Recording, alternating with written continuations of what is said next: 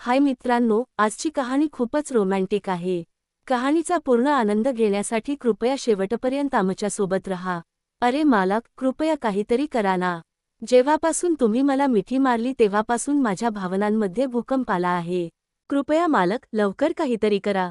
असंही माझ्या दारुड्या नवऱ्याने माझी सुहागरात खराब केली होती. तो इतका दारू पिऊन आला होता की एका मिनिटातच झोपला आणि घोरायला लागला. अरे चंद्रा, तू काळजी करू नकोस, मी काहीतरी करतो. जितकी तू तडफडत आहेस त्यापेक्षा जास्त तडफड माझ्या मनात तुला मिळवण्याची आहे. बघ, यावेळी तुझी सुहागरात. मग मी माझ्या डोक्यातल्या घोड्यांना दौडायला लावलं आणि लवकरच माझ्या बायको ज्योती आणि मुलांचं तिकीट काढलं. त्या दिवसांत मुलांच्या शाळेला सुट्ट्या होत्या म्हणून मी ज्योतीला तिच्या माहेरी पाठवलं. मग मी चंद्राला फोन करून सांगितलं, तू सकाळी लवकर ये, माझी बायको आणि मुलं सगळी नानीकडे गेली आहेत. चंद्रा सकाळी लवकरच आली. तिने काळ्या आणि पिवळ्या रंगाची साडी नेसली होती आणि कपाळावर टिकली लावली होती. काळ्या पिवळ्या साडीत चंद्रा एखाद्या सूर्यफुलासारखी दिसत होती. येताच तिने मला मिठी मारली. मालक, तुमची चंद्रा, तुमची दासी, तुमच्या सेवेसाठी हजर आहे. आज मला तुमच्या बाहुपाशात सांभाळा. तिच्या गोऱ्या चेहऱ्यावर आज वेगळीच चमक दिसत होती आणि ती पूर्ण मस्तीत होती. मीही ठरवलं होतं की या संपूर्ण आठवड्यात चंद्रासोबत दिवस रात्र खूप मजा करायची. मी चंद्राला उचलून बेडरूममध्ये नेलं आणि मग चंद्रा राणीचे एक कपडे. हाय मित्रांनो, आमच्या एनके स्टोरीज चॅनलवर तुमचं सर्वांचं स्वागत आहे. मित्रांनो, जर तुम्ही आमच्या चॅनलवर नवीन असाल तर कृपया चॅनल सबस्क्राईब करा आणि व्हिडिओला लाईक करा. या चॅनलवर तुम्हाला खूपच रोमॅन्टिक कहाण्या ऐकायला मिळतील. तर चला, कहाणी सुरू करूया. माझं नाव रोहन आहे आणि ही कहाणी सुरू होते आमच्या घरी काम करणाऱ्या चंद्रापासून.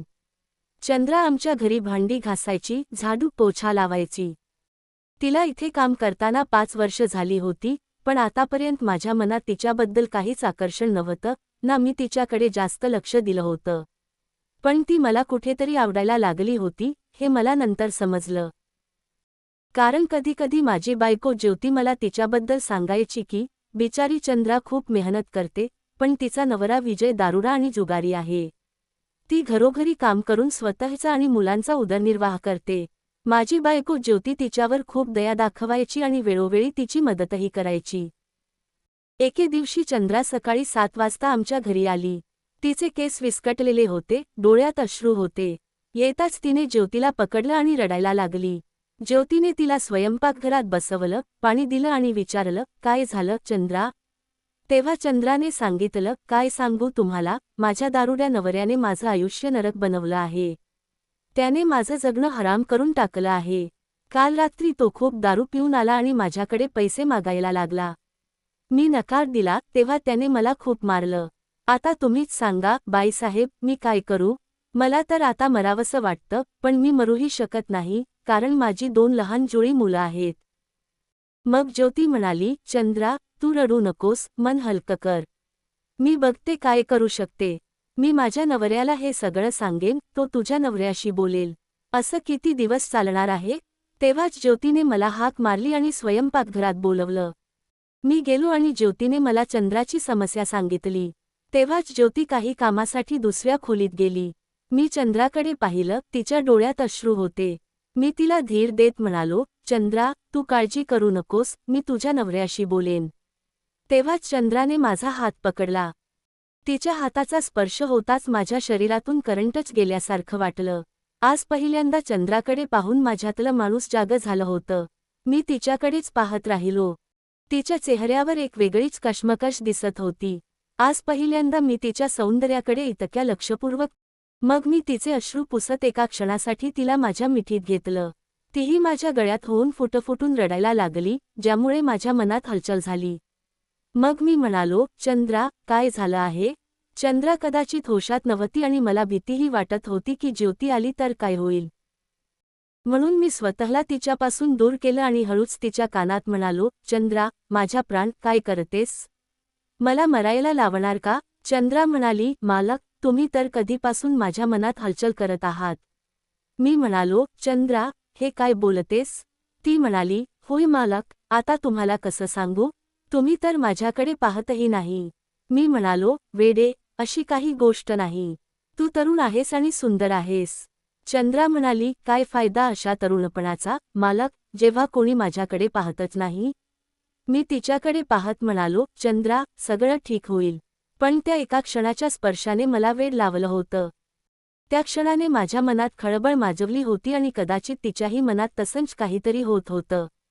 ज्या स्त्रीला मी 5 वर्षांपासून रोज पाहत होतो, तिला मी आजपर्यंत कधी नीट पाहिलंच नव्हतं. आज तिच्या सौंदर्याचा जादू मला जखमी करत होता. तेव्हाच ज्योती स्वयंपाकघरात आली आणि म्हणाली, रोहन, तूच काहीतरी कर ना. याच्या नवऱ्याला काही कमाई नाही आणि जे काही कमावतो ते दारू आणि जुगारात उडवतो. मग या बिचाऱ्या अबलेवर हात उगारतो. मी म्हणालो, हो ज्योती, आता बोलावंच लागेल. मग मी चंद्राकडे पाहिलं आणि म्हणालो, चंद्रा, तू काळजी करू नकोस, मी आजच तुझ्या घरी येऊन तुझ्या नवऱ्याशी बोलेन. मी तिला विचारलं, तुझा नवरा घरी कधी येतो? चंद्रा म्हणाली, मालक, त्याच्या येण्याचा काही ठरलेला वेळ नाही, तरी रात्री 10-11 पर्यंत येतोच.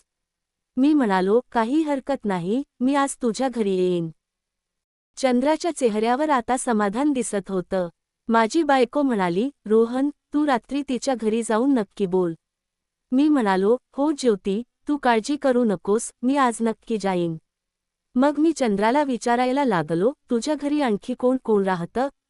चंद्रा म्हणाली, मालक, माझे सासरे गेल्या वर्षीच वारले. सासू गावी माझ्या मोठ्या जेठूकडे राहते. इथे मी माझ्या नवऱ्यासोबत आणि माझ्या 2 मुलींसोबत राहते. मी म्हणालो, ठीक आहे, मी आज तुझ्या घरी येऊन तुझ्या नवऱ्याशी बोलेन. पण चंद्राने आज माझं हृदय आणि मन जखमी केलं होतं. मी आंघोळ करून ऑफिसला निघालो आणि ज्योतीला सांगितलं, संध्याकाळी मी चंद्राच्या घरी जाईन, त्यामुळे घरी यायला उशीर होईल. दिवसभर माझं मन ऑफिसच्या कामात लागत नव्हतं. चंद्राचा सुंदर चेहरा माझ्या डोळ्यांसमोर येत होता. आज ती मला एखाद्या अप्सरेपेक्षा कमी वाटत नव्हती. ऑफिसचा वेळ संपला आणि मी गाडी घेऊन थेट चंद्राच्या घरी निघालो. तिचं घर मजुरांच्या वस्तीत थोड्याच अंतरावर होतं. मी तिच्या घरी पोहोचलो आणि दार ठोठवलं.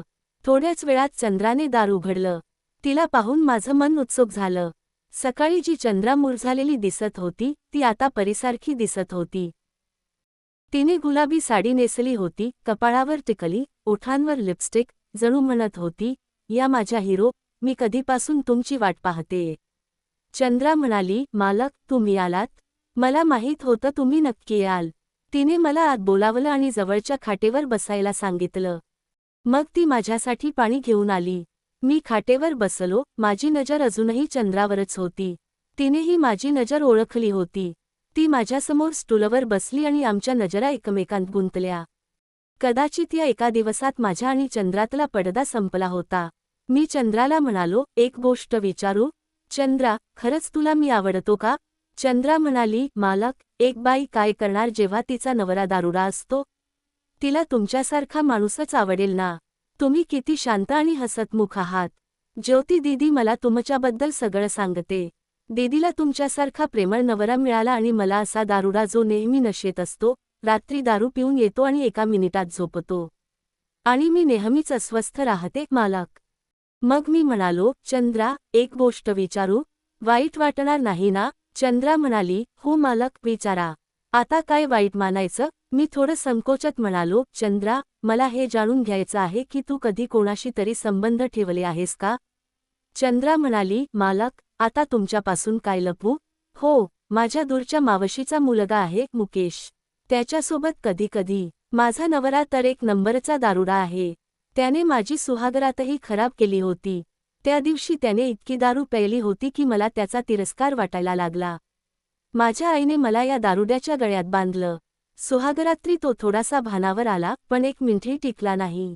ना माझ्याशी बोलला, ना नीट प्रेम केलं. मालक, त्या दिवसापासून मी अस्वस्थ आहे. हो, कधीकधी मुकेश जेव्हा शहरात येतो तेव्हा माझ्याकडे येतो. आता तुम्हीच सांगा, एका बाईलाही काही इच्छा असतात. तिचंही मन होतं की कोणीतरी तिच्या सौंदर्याची प्रशंसा करावी, तिला सुंदर म्हणावं, तिच्यावर प्रेम करावं, तिला स्वर्गाचा अनुभव द्यावा. मी फक्त हीच इच्छा ठेवते, यात माझा काय दोष? तुम्हीच सांगा, मालक. मी म्हणालो, हो चंद्रा, तू बरोबर बोलतेस. एका बाईलाही तिच्या इच्छा पूर्ण करण्याचा पूर्ण अधिकार आहे. चंद्राने तिच्या मावशीच्या मुलाशी असलेलं प्रेमप्रकरण मला सांगितलं, ती कहाणी मी तुम्हाला नंतर सांगेन. मग चंद्रा म्हणाली, मालक, आता माझ्या मावशीच्या मुलाचंही लग्न झालं आहे. तोही आता कमी येतो. मग तुम्हीच सांगा मालक, मी माझ्या इच्छा कशा पूर्ण करू? मालक, मी तर आता तुमच्या प्रेमात वेडी झाले आहे. जेव्हापासून मी तुमच्याकडे कामाला लागले तेव्हापासून तुमच्यासाठी मरते. पण तुम्ही तर मला कधी नीट पाहिलंच नाही. मालक, आज सकाळपासून जेव्हापासून तुम्ही मला मिठी मारली तेव्हापासून मला काय झाले माहीत नाही, मला सगळीकडे फक्त तुम्हीच दिसत आहात. मीही म्हणालो, चंद्रा, कदाचित मीही आजपर्यंत तुझं सौंदर्य नीट पाहिलं नाही. तू माझ्या ज्योतीपेक्षाही सुंदर दिसतेस. चंद्रा हसत म्हणाली, मालक, बाईसाहेब आणि माझ्यात 9 वर्षांचं अंतर आहे. ती माझ्यापेक्षा मोठी आहे. आतापर्यंत मी आणि चंद्रा खूप जवळ आलो होतो आणि ती माझ्याशी मोकळेपणाने बोलत होती. आम्ही एकमेकांकडे पाहत होतो. एकचं तिकडचं बोलून झाल्यावर चंद्रा म्हणाली, मालक, तुम्हाला चहा घ्यायचा का? मी म्हणालो, चंद्रा, तू इतक्या प्रेमाने विचारतेस तर घालच. चंद्रा म्हणाली, मालक, मी आता बनवून आणते. Candrasia garata factadona kulyahatya, ekajid mi basalo hoto ani dusari tine sve ampakagara banavali hoti, ti kaha banavayala jelly, ti mala samoruna dasata hoti, mi manata vikara kila, ka nathadisi chetakani karu. मी उठलो आणि स्वयंपाकघरात तिच्या मागे जाऊन उभा राहिलो. पण मग विचार आला की हा वेळ योग्य नाही. तिचा नवरा येऊ शकतो आणि आता हे शक्य नाही, कारण तिच्या घरी 2 मुलीही होत्या. त्या लहान होत्या, पण तरीही मी माझा इरादा बदलला. मी चंद्राला स्वतःपासून दूर केलं, कपडे नीट केले आणि बाहेर आलो. चंद्रा म्हणाली, साहेब, काय झालं? मी म्हणालो, काही नाही चंद्रा, हे सगळं इतक्या लवकर होतंय म्हणून मला बरं वाटत नाही आणि हा वेळही योग्य नाही. चंद्रा म्हणाली, मालक, तुम्ही तर माझ्या मनातली आग भडकावली आहे. मी म्हणालो, चंद्रा, माझ्या प्राण, आता योग्य वेळ नाही. कोणीही येऊ शकतं. तू काळजी करू नकोस, मी काहीतरी व्यवस्था करतो. Magami manalo, Candra, Majya prana, Ada tu Majya hisa, tu jasobatanita vila galavena, Ada kaha tari gala, Kupa usira hala ani tu jadarudya navara yayalahi vila hala asela, Candra manali, Malaka, Ada mi tumasaka ahe, tu mi jith bolavala taidyina, Ada mi tumachi dasi ahe, Asam manuna ti kaha guna jelly. चहा पिता पिता तिचा नवरा विजय आला. नेहमीप्रमाणे त्याने दारू प्यायली होती. मला पाहताच त्याचा थोडासा नशा उतरला. विजयने हात जोडून म्हणाला, मालक, आज तुम्ही इथे कसे? मी म्हणालो, विजय, मला तुझी तक्रार मिळाली आहे की तू रोज दारू पिऊन येतोस आणि चंद्राला मारतोस पिटतोस. विजय म्हणाला, नाही मालक, मी थोडीच दारू पितो, बाकी मित्र पाजतात. मी रागाने त्याच्याकडे पाहिलं आणि म्हणालो, जर तू दारू पिणं सोडलं नाहीस आणि चंद्रावर पुन्हा हात उगारलास, तर मी तुझ्याविरुद्ध पोलिसांत तक्रार करेन. माझ्या धमकीने विजयचा उरलेला नशाही उतरला.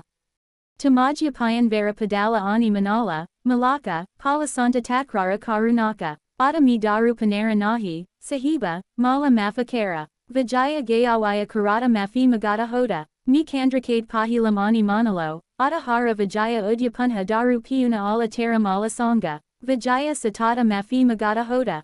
मी त्याला उठवलं आणि समजावलं की दारूने पैसे आणि शरीर दोन्ही नष्ट होतात. त्याला समजावून मी चंद्राकडे डोळ्यांनी प्रेमाचा इशारा करत घरी परतलो. घरी पोहोचल्यावर ज्योतीने विचारलं, रोहन, काय झालं? चंद्राच्या घरी गेला होतास? त्या दारुड्या नवऱ्याला नीट समजावलंस? मी म्हणालो, ज्योती, आज चंद्राच्या नवऱ्या विजयाला नीट समजावलं आहे. आता तो तिला त्रास देणार नाही.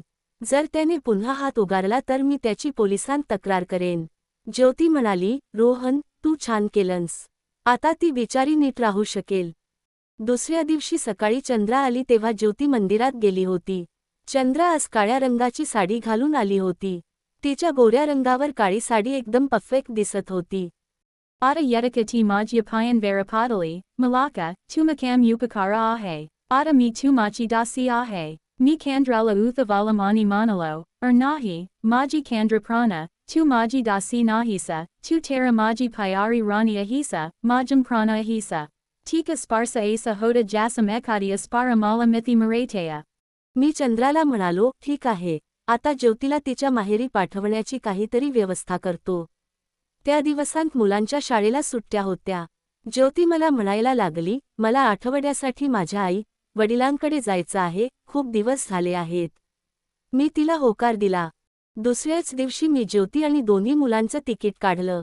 त्याच दिवशी ज्योती आणि माझी दोन्ही मुलं त्यांच्या नानीकडे गेली. आता मला चंद्रासोबत वेळ घालवायला पूर्ण मोकळीक मिळाली होती. मी त्याच दिवशी चंद्राला फोन करून बोललो, चंद्रा डार्लिंग, उद्यापासून आपण दोघं आठवडाभर खूप मजा करू. चंद्रा हे ऐकून आनंदाने उड्या मारायला लागली आणि म्हणाली, मी तर कधीपासून या क्षणाची वाट पाहत होते की तुम्ही माझ्यावर कधी कृपा कराल, मालक. खरंच, जेव्हापासून तुम्हाला पाहिलं तेव्हापासून मी रोज तुम्हाला आठवते. दुसऱ्या दिवशी मी ऑफिसमधून दुपारपर्यंत सुट्टी घेतली आणि चंद्रालाही समजावलं की उद्या नीट वेळ घालवायचा आहे. हे ऐकून चंद्रा खूप खुश झाली. ती नेहमीप्रमाणे सकाळीच घरी आली आणि येताच मला मिठी मारली, मालक, तुमची चंद्रा राणी, तुमची दासी, तुमच्या सेवेसाठी हजर आहे. आज मला तुमच्या बाहुपाशात सांभाळा. चंद्रा आज काळ्या आणि पिवळ्या रंगाची साडी घालून आली होती, कपाळावर टिकली होती. काळ्या पिवळ्या साडीत चंद्रा राणी सूर्यफुलासारखी दिसत होती. तिच्या गोऱ्या चेहऱ्यावर आज वेगळीच चमक दिसत होती आणि ती पूर्ण मस्तीत होती. मीही ठरवलं होतं की आज पूर्ण मजा करायची. मी चंद्राला माझ्या बाहुपाशात जकडलं आणि मग असं वाटलं की आज दोन प्रेमी एकमेकांत मिळाले आहेत. मी चंद्राच्या कानात म्हणालो, तू तयार आहेस ना? चंद्रा म्हणाली, मालक, आज मी तुम्हाला माझं सगळं समर्पित करते. चला, आपण दोघं एकमेकांत हरवून जाऊया. आणि अशा प्रकारे आमचा प्रेमखेळ सुरू झाला, जो पुढे 2-3 वर्ष असाच चालला. तर मित्रांनो, ही होती आजची आमची कहाणी. या कहाणीबद्दल तुम्हाला काय वाटतं? तुमचं मत आम्हाला कमेंटमध्ये नक्की सांगा. व्हिडिओ आवडला तर लाईक करा, शेअर करा आणि सबस्क्राईब करा. धन्यवाद.